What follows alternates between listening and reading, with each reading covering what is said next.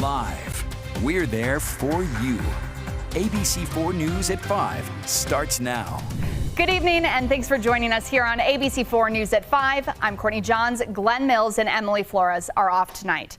The first results are in the Dignity Index. The index rates politicians' words and campaigns to see if their messages unite or divide the public. ABC4's Ali Arulian is in studio today with those results. What did we find out, Ali? Courtney, starting off the first week of the Dignity Index, the evaluators are looking at two statements each candidate has made that can be categorized as both dignity, a rating of 5 through 8, or content, a rating of 1 through 4. They also rated last night's debate, which they say is the most surprising.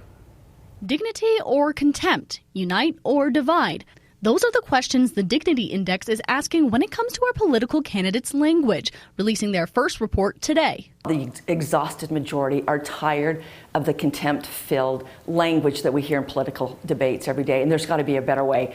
We think we found at least a means to a better way. The Dignity Index partners with the Kempsey Gardner Institute to code the language of candidates. The researchers say ratings 1 through 4 divide ideological beliefs, while ratings 5 through 8 recognize differences but still value other opinions in order to find a solution.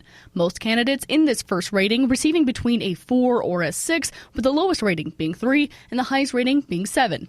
Everybody has the potential for contempt. Everybody has the potential for dignity. We all kind of move up and down on the scale.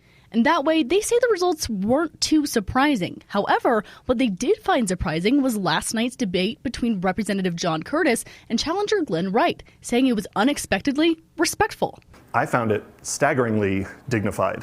They were both going out of their way to sort of, give props to the other side and talk about areas of agreement. In their future ratings, they plan on using more campaign ads, having used social media and statements on the candidates' websites for their first ratings. Overall, their hope is to not only influence politics by defining dignified or contemptuous language, but also improve our day-to-day conversations. They can look at it and say, wow, I think I just said that to Uncle so-and-so last week because I disagreed with the position, and start to look at themselves saying, I think there's probably a better way for me to say that.